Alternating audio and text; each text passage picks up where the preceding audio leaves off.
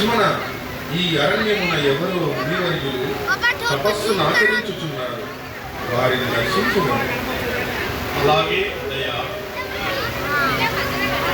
మహర్షులకు దశరథ తనయుల ఆధారవందనం. మనోవాచ ప్రసిద్ధిరస్తు. ఆయన రామచంద్ర, అందరూ కుశలమే కదా? ఈ అరణ్య పయనమునకు కారణమేమిటి?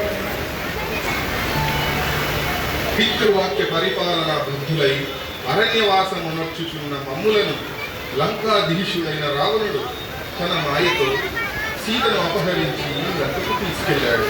సీతాన్వేషణ కొరకు మేము అరణ్యంలో ప్రవేశించినాము. రామ, చింతించకు, నీకు శుభము కలుగునుగా. ఈ కార్యసిద్ధికై ఇచక్నే వెలిసి ఉన్న శ్రీ సిద్ధి వినాయకుని ప్రార్థించు. నీవు విజయుడమై తిరుగు పయనములో ఈ సిద్ధి వినాయకుని దర్శించి ఆశీస్సులు పొందగలరు. మీ ఆజ్ఞ శిరసావహిస్తాను.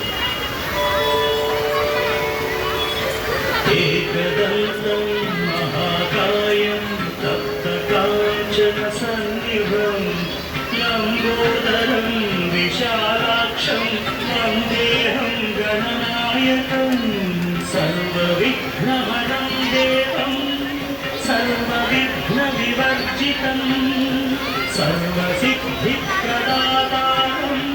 వందేహం గణనాయకం వందేహం గణనాయకం.